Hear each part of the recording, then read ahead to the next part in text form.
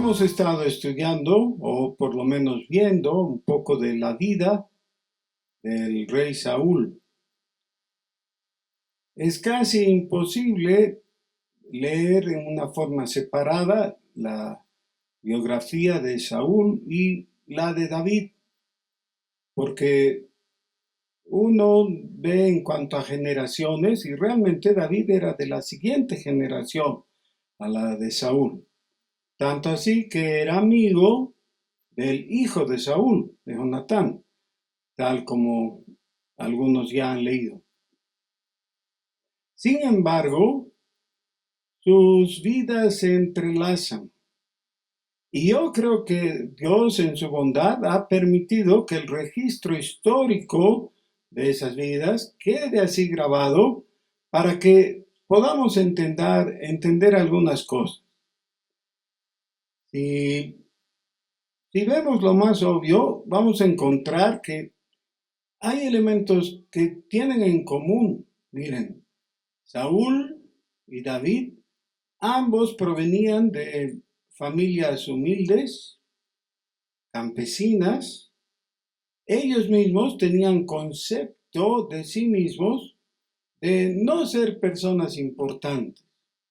No eran nobles, no eran conspicuos, no eran sabios, no tenían estudios, digamos, de entre los rabinos o gente así.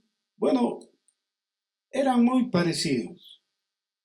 También, en ambos casos, los dos reciben la corona sin tratar de ganarla. Saúl fue escogido por la gracia de Dios, llamado y establecido por el profeta Samuel. David, lo mismo. Tal vez tenemos que preguntarnos entonces, ¿dónde está la diferencia? Porque inevitablemente vamos a tener que identificarnos con uno de los dos. Y yo creo que es muy difícil que alguien no se vea obligado en determinados momentos a identificarse con Saúl. ¿Por qué?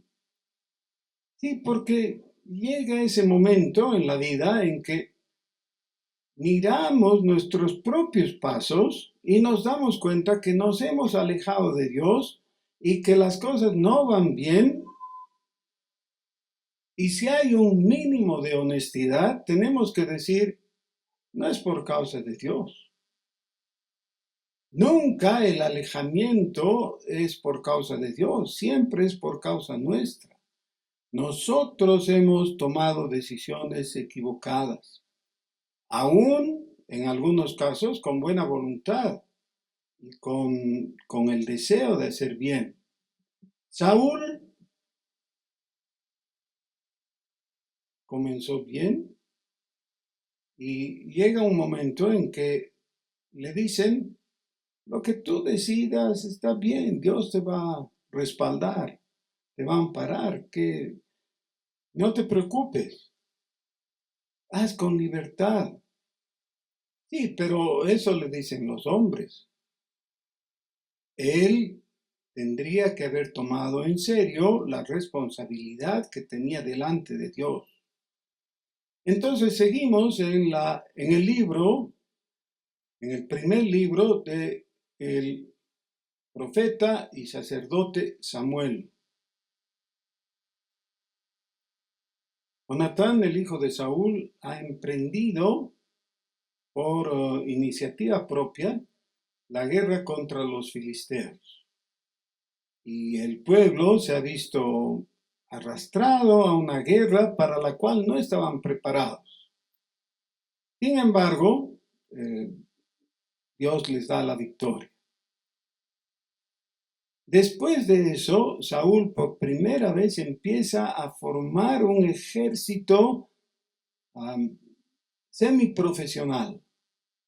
Antes de eso era simplemente un montón de voluntarios que se reunían, ni tenían armas adecuadas para la guerra, pero se reunían y salían en nombre del Señor y peleaban antes de eso. Pero Saúl empieza a reunir a las personas que él consideró aptas y formó su propio ejército. ¿Ya? Y una parte, un tercio de ese ejército, lo dio al cuidado de su hijo Jonatán.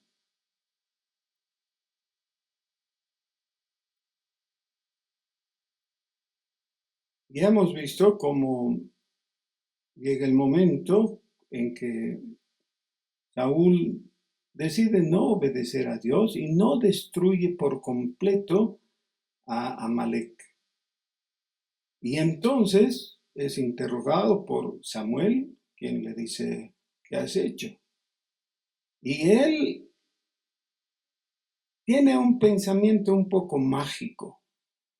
Cree que cuando él relata las cosas y las explica desde su propio punto de vista, las cosas ya se modifican y quedan como él ha dicho.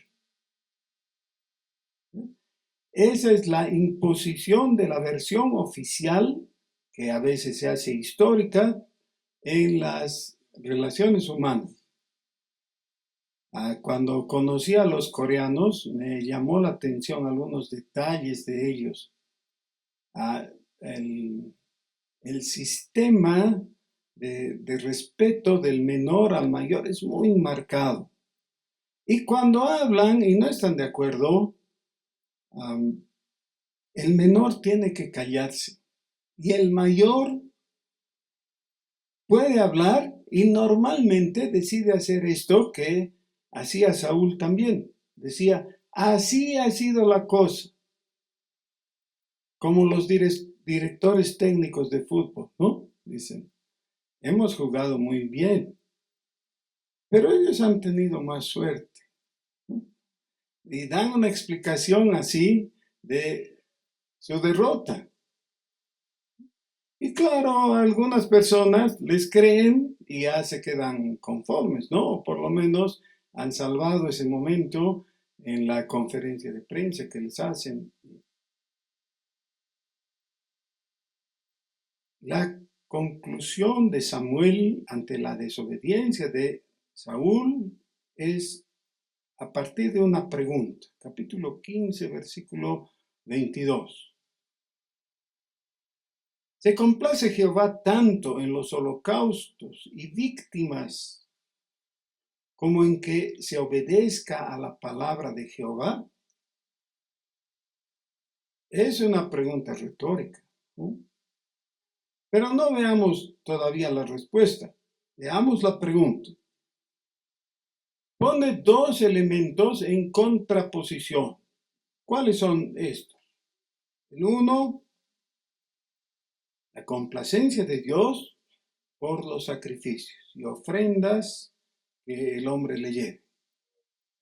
El otro, diferente y contrapuesto, la obediencia del hombre. Por favor, respondan algo. Si quieren en voz alta o si quieren en su interior, pero adopten una respuesta. ¿Cuál de las dos opciones es la que Dios escoge? ¿Que presente sacrificios y ofrendas o que obedezcas?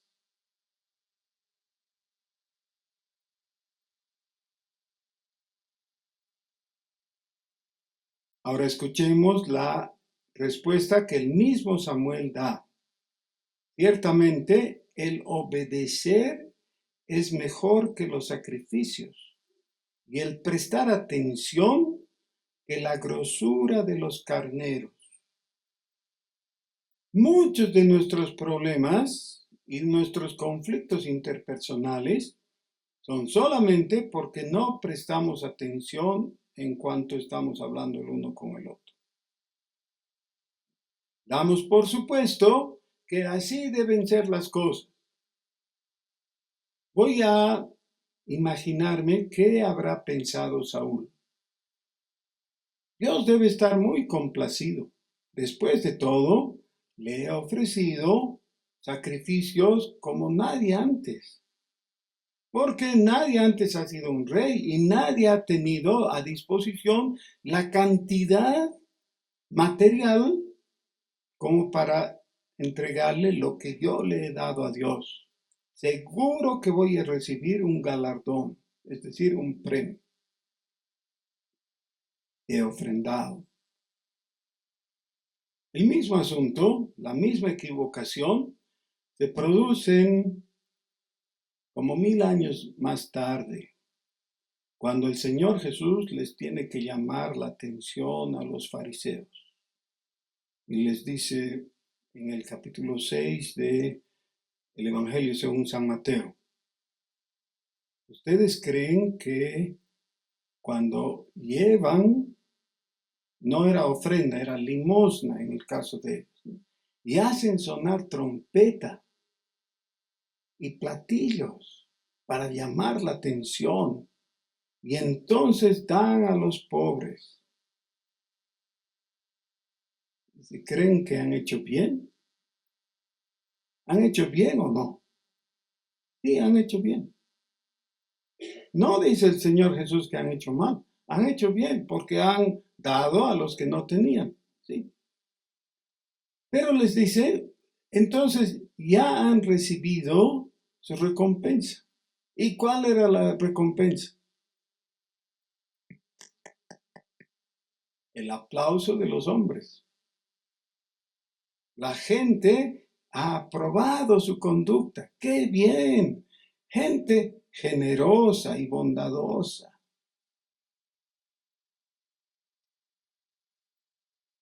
Pero no han agradado al Padre que está en los cielos. Así que el Señor les dice, cuando den limosna, háganlo en silencio. Tanto así que tu derecha no sepa lo que hizo la izquierda, o al revés. Es decir, que sea algo muy secreto, en privado. Solo Dios sabe, de hecho, todas las cosas. Y lo mismo pasa con, entonces, los holocaustos y ofrendas que presentó Saúl, y una y otra vez se repite este principio, porque todo el tiempo, todos nosotros estamos tentados a caer en el mismo pecado de aparentar, de querer demostrar o querer convencer a Dios. Dios, tienes que aceptarme. Después de todo, ¿quién ha dado una ofrenda tan grande como la mía? Tienes que aceptarla y tienes que sonreírme.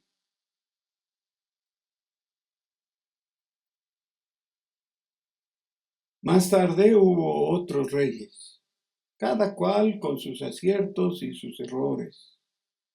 Pero llega a través del tiempo, en el siglo VIII antes de Cristo, un profeta que es considerado o es llamado así como el príncipe de los profetas, el profeta sobresaliente. Lo es realmente por sus profecías mesiánicas, ¿ya? Porque él habló del Señor Jesús en una forma tan precisa al anunciar aquel que venía trayendo salvación.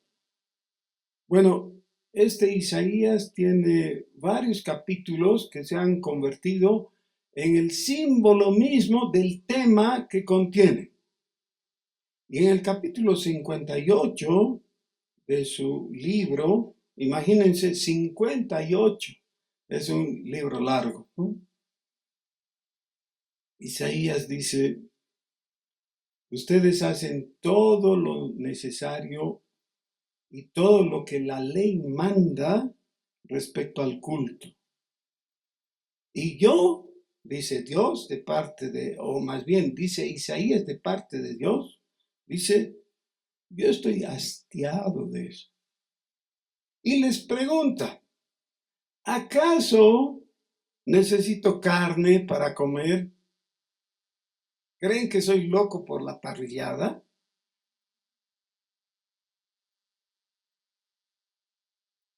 Dios no come animales. Y si fuera el caso, dice Dios, míos son todos los animales. Los del campo y los de los establos también, todo es mío. Necesito que me traigan eso.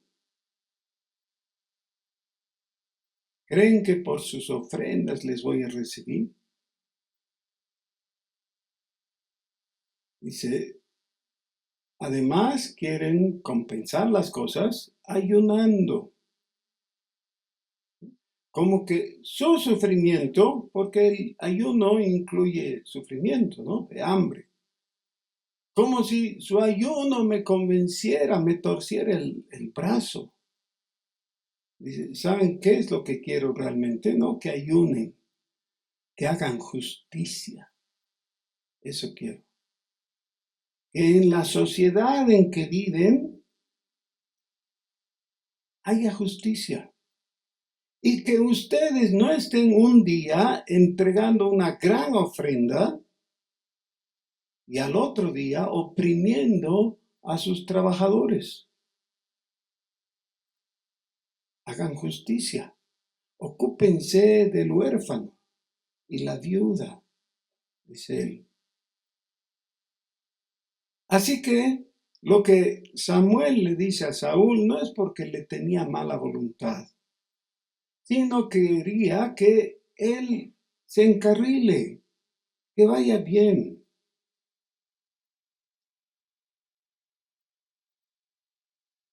Dice, ciertamente el obedecer es mejor que los sacrificios y el prestar atención que la grosura de los carneros, porque como pecado de adivinación es la rebelión y como ídolos e idolatría la obstinación.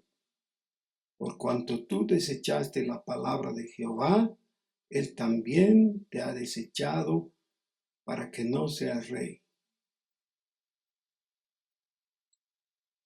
Y esto se cumple exactamente porque después de ello, Samuel es enviado para ungir a David.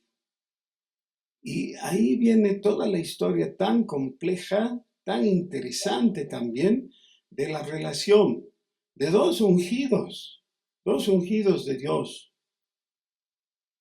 El uno desobediente y el otro que permaneció en el camino del Señor. David no fue perfecto. Cometió errores a través de su vida, no solamente un error. Muchos lo identifican con un pecado que tuvo cuando ya era avanzado en años. No, eso fue después. Antes de eso cometió pecados. Pero hay una gran diferencia. Cuando Saúl pecaba, disimulaba su pecado y le daba una justificación. Relataba todo el asunto desde su punto de vista y conveniencia y aparentaba que todo estaba bien, mostrando como si no fuera culpable. Por el contrario, cuando David pecaba, hacía lo que debiéramos aprender a hacer. ¿Qué es? Ir delante de Dios y confesar. Uno de los salmos más hermosos que tenemos entre los 150 salmos. ¿Sabían, no? En la Biblia hay 150 salmos. Uno de los más hermosos por su profundidad, por la honestidad que se nota que hay en David, es el Salmo 51. Es una confesión de pecados. En ese salmo, sin ambajes, David dice, he pecado. No dice, bueno, me han dicho que no estaba bien, no sé si tú opinas lo mismo, Dios mío, pero tú me comprendes, así que seguramente te das cuenta que no era mi intención después de todo. No dice nada así. Dice, he pecado. he hecho lo malo ante tus ojos, contra ti he pecado. Si uno lee el Salmo 51 en el momento adecuado, es muy fácil que se pueda identificar, no con David necesariamente, porque no es solo el pecado de adulterio el que nos tiene que empujar, sino todo pecado. Es muy fácil que nos identificamos con la actitud del penitente que va delante de Dios. Pero eso es más adelante y es uno de los detalles que diferencia a Saúl de David. David es llamado, y vamos a ver todavía algunos detalles en los siguientes sermones, pero pasa de ser un amigo especial del rey a ser el villano perseguido por toda la nación con orden de captura y de muerte. El rey mismo, en más de una ocasión, trata de matarlo, ¿ya? Con una lanza. El propósito de Saúl era enclavarlo en la pared.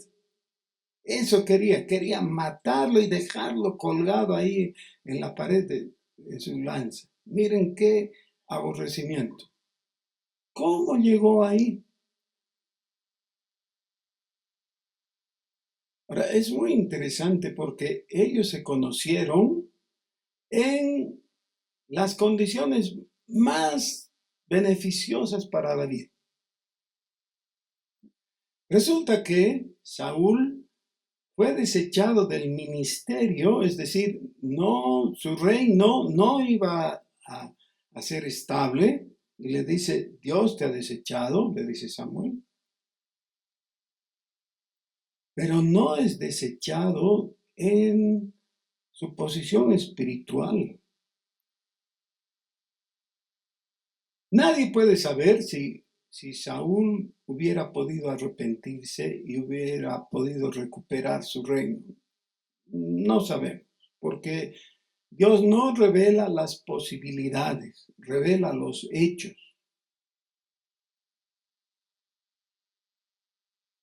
Pero sí sabemos que Saúl tenía la obligación de presentarse delante de Dios y responder a sus pecados con arrepentimiento y fe y volver a la comunión con Dios. Pero una de las cosas que Saúl no hacía era arrepentirse justamente y reconocer. Y miren, en las palabras de Samuel, que es muy interesante, le dice que como pecado de adivinación, lo cual estaba totalmente prohibido, y el mismo Saúl prohibió expresamente en su reino, es la rebelión.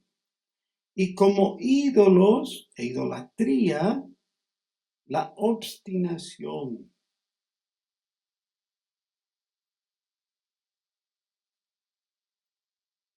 El gran problema es que a veces sabemos lo que Dios quiere de nosotros y a veces son cosas muy, muy sencillas.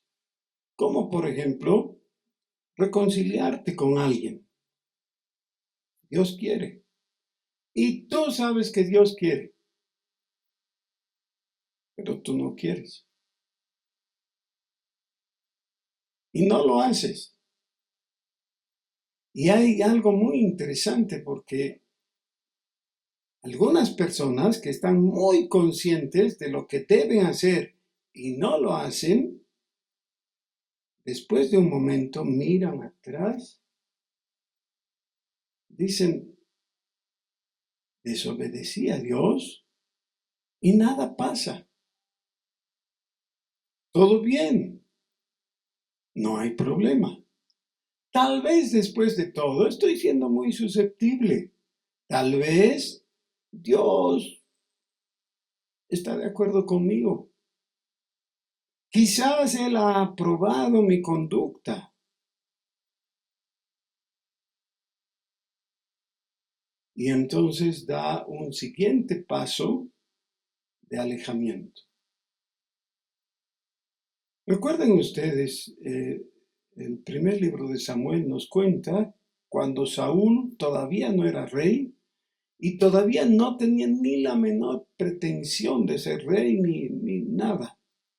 Salió a buscar animales del ganado de su papá. Estaba en el campo, ¿no? Está en los inicios mismos. Este Saúl llega a encontrarse con un grupo de profetas. Y mezclado con los profetas dice que comienza a profetizar. ¿Qué significaba exactamente eso? El texto no aclara, pero alguna evidencia de la presencia del Espíritu de Dios estaba ahí.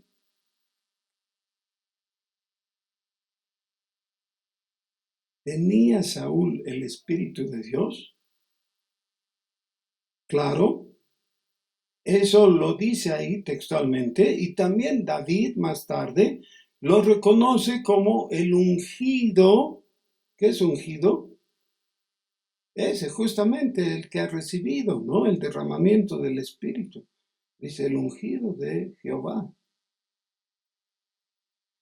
Pero de ese punto, su vida decae tanto a que un poco más tarde de esta situación que hemos leído aquí en el capítulo 15, él tiene una experiencia horrible. Y yo quisiera que le prestemos atención. Este es el primer relato de un partido de fútbol en la Biblia. ¿Sabían eso? Bueno, el inicio, ¿no? En el capítulo 16, el versículo 14. El espíritu de Jehová se apartó de Saúl. Saben que esta frase me consterna y me estremezco. El espíritu de Dios se apartó de Saúl. Y si por un momento tú escribes tu nombre sustituyendo al de Saúl, difícilmente podríamos anunciar algo peor que eso. El Espíritu de Dios se fue.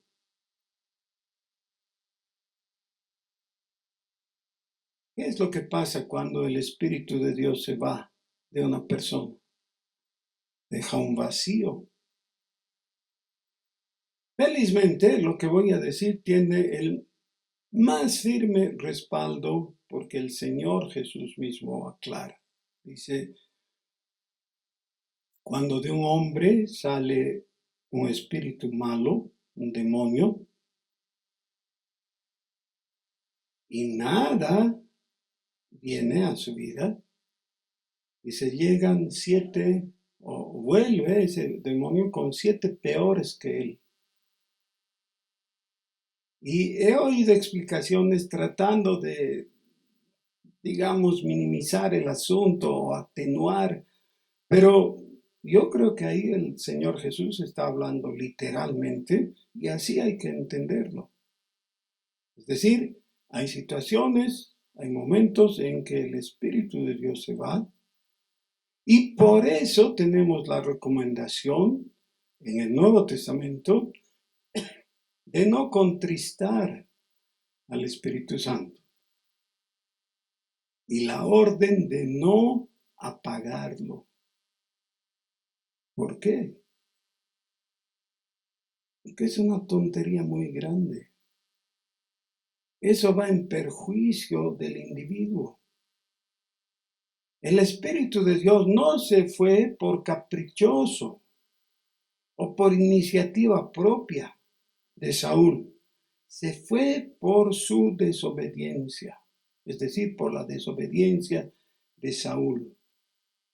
Ahora, ¿qué pasa? Era la pregunta que hice, ¿no? ¿Qué pasa cuando el Espíritu de Dios se va de una persona? La siguiente parte del versículo. Dice, y le atormentaba un espíritu malo de parte de Jehová. Le atormentaba un espíritu malo. ¿Cómo? No dice exactamente. Con depresión, con temores, con celos. Pero lo que sí se puede ver con total claridad es como una paranoia terrible. Porque a raíz de eso, después él dio en sus amigos a enemigos. Estaba totalmente perdido. Hermanos queridos, este asunto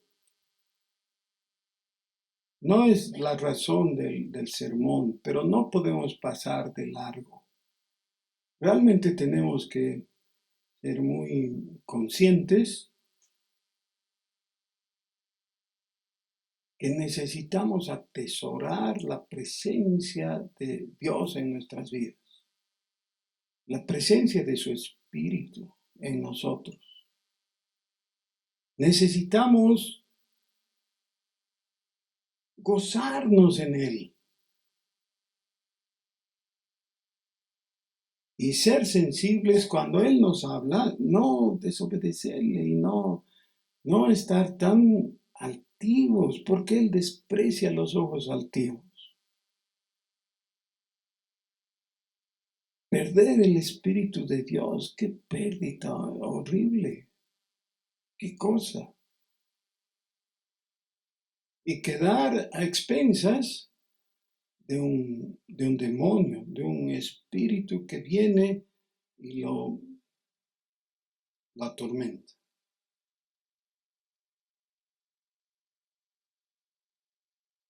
Y los criados de Saúl le dijeron, he aquí ahora un espíritu malo de parte de Dios te atormenta.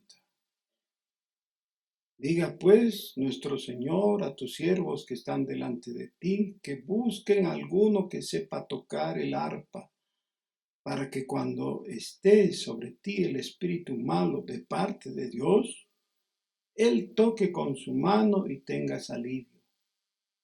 Y Saúl respondió a sus criados, buscadme pues ahora alguno que toque bien y traédmelo. Cada vez que se habla de la música y el papel, el rol que tiene la música en la vida del creyente, no solamente en el culto, sino en su vida en general, hay una tendencia de algunos, por un lado, que dicen, no importa, toda la música es de Dios. Así que realmente lo único que hace diferencia entre una y otra es que te guste. Si te gusta, está bien. En el otro lado hay personas que dicen, solo hay que escuchar música cristiana. Y no cualquier música cristiana, sino música cristiana escogida, especial, ortodoxa.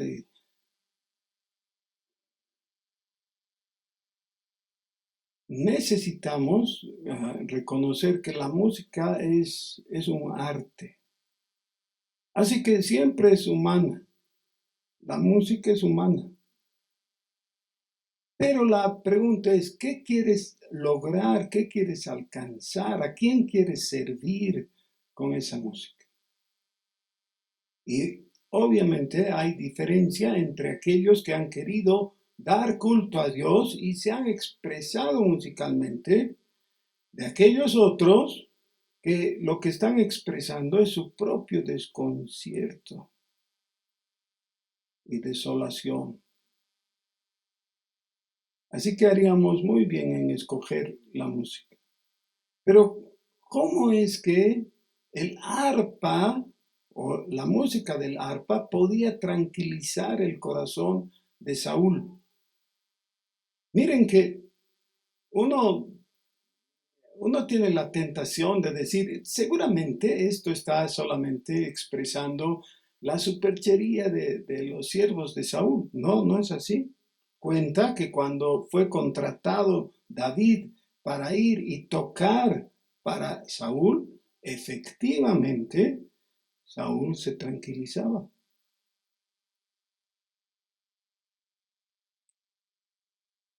No solo con la música, sino con las palabras, con las actitudes.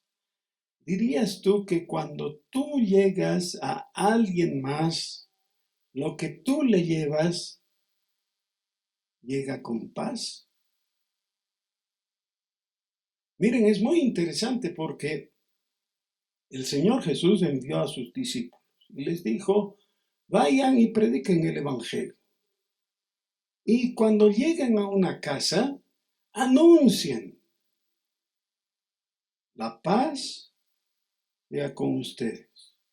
Y dice, si les reciben bien, la paz de ustedes va a entrar y va a quedar en esa casa. Y les rechazan, váyanse y llévense su paz. Estoy parafraseando. ¿Hay algo que puedes aportar a la otra persona, a las otras personas, a tu lugar de trabajo, a tu misma familia? ¿Llevas paz o desasosiego?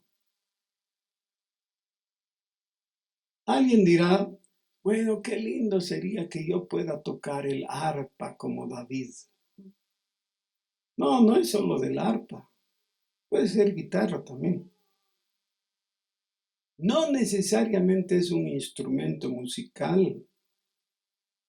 Qué lindo con un instrumento musical bien interpretado, ¿no? Bien manejado. Pero querría decir que los que no tienen la habilidad no pueden llevar la paz de Dios. No, a los discípulos no les dice el Señor lleven arpas. La paz que ellos tenían, que habían recibido de Dios, eso es lo que tenían que llevar.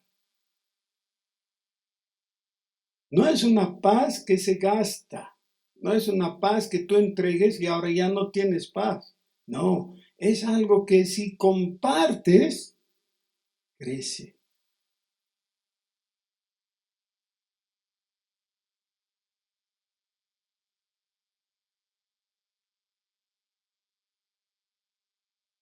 Saúl envió mensajeros a Isaí diciendo, envíame a David tu hijo, el que está con las ovejas. Y tomó Isaí un asno cargado de pan y lo envió a Saúl. Viniendo David a Saúl, estuvo delante de él, y él es Saúl. Le amó mucho y le hizo su paje de armas. Es decir, le dio un ítem, ¿no? Le dio un nombramiento para que esté con él, con el rey. ¡Qué privilegio! David llegó a la corte real para servir. ¿Se dan cuenta de eso? No llegó para reinar en primera instancia. Llegó para servir, para compartir lo que tenía. Y lo hizo bien.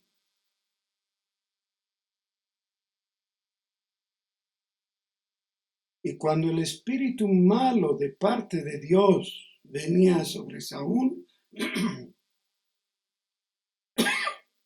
David tomaba el arpa y tocaba con su mano. Y Saúl tenía alivio y estaba mejor y el espíritu malo se apartaba de él. Es muy interesante que reitera este concepto. El espíritu malo venía de parte de Dios. Y algunos dicen, ¿cómo pues Dios va a enviar un espíritu malo? Eso no tiene mucho sentido. Bueno, ¿saben qué? Aún el diablo es de Dios. Dios es soberano.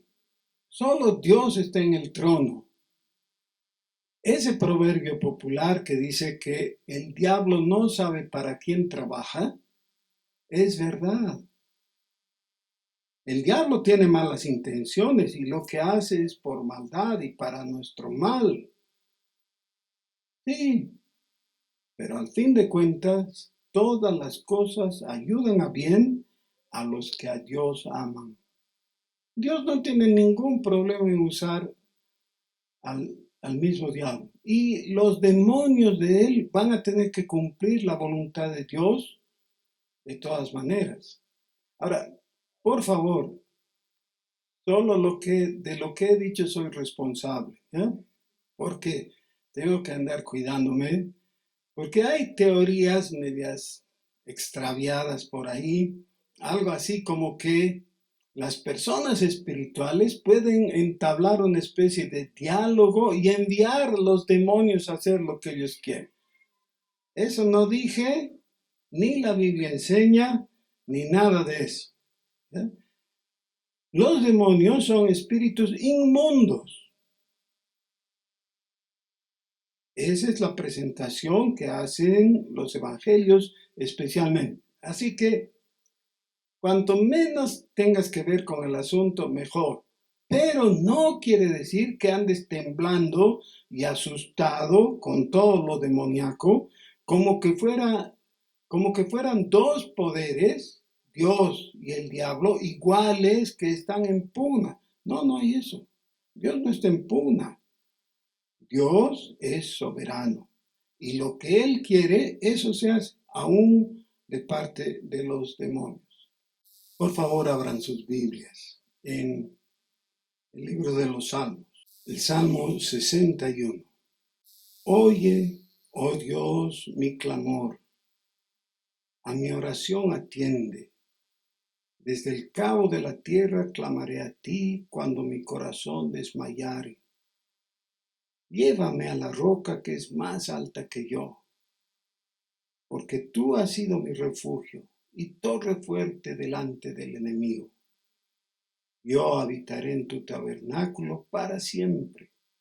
Estaré seguro bajo la cubierta de tus alas, porque tú, oh Dios, has oído mis votos. Me has dado la heredad de los que temen tu nombre. Días sobre días añadirás al rey. Tus años serán como generación y generación. Estará para siempre delante de Dios. Prepara misericordia y verdad para que lo conserven.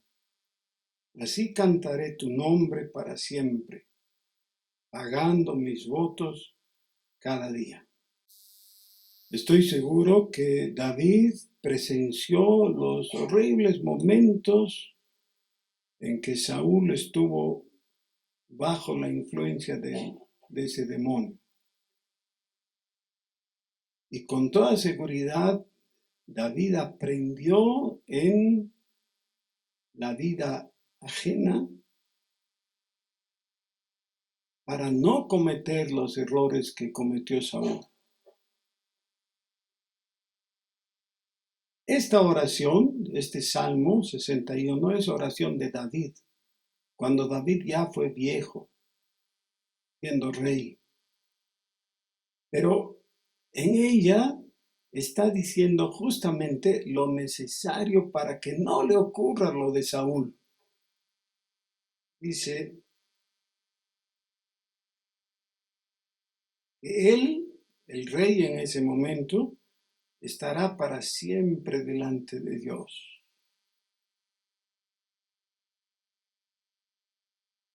Recibir el Espíritu de Dios y apartarse de él es una tontería muy grande. David acertó y fue a su tumba después en paz, debido a que, aunque cayó, se puso de pie y clamó a Dios y afirmó con certidumbre, con fe, que estaría delante de Dios para siempre. Yo quisiera que ese acierto lo cometamos todos nosotros. Estemos delante de Dios. Dios ya ha derramado su espíritu sobre nosotros. Y si alguien tiene dudas, entonces agárrese de la mano del Señor y clame. Dios dice, no va a jugar a la gallinita ciega. ¿Se acuerdan? Buscad y hallaréis. ¿Se acuerdan? El Señor Jesús. ¿Y a qué se refería? A mucho dinero, ¿no? Buscad y hallaréis. ¿A qué se refería? Al Espíritu Santo. Así que si tienes dudas, bueno, ve delante de Dios y dile, no quiero estar sin, quiero estar con.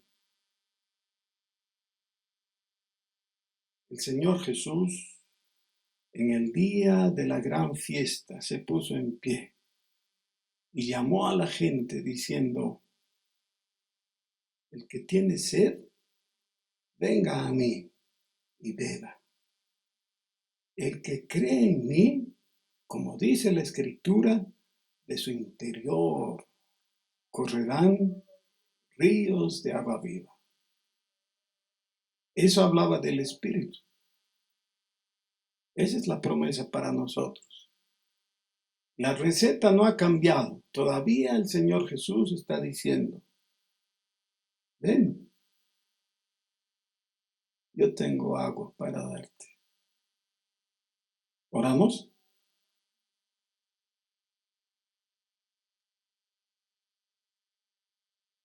Oh Señor, nos entristece mucho la vida de Saúl. Y realmente nos preocupa porque todos nosotros podemos cometer los mismos errores de Saúl. Por eso, con humildad, clamamos tu nombre, Señor. En tu nombre pedimos tu presencia. Señor, queremos hacer nuestra la oración de David y decir que estemos en tu presencia toda la vida, para siempre. Que tu espíritu llene nuestros corazones con tu gozo, en paz, por Jesús. Amén.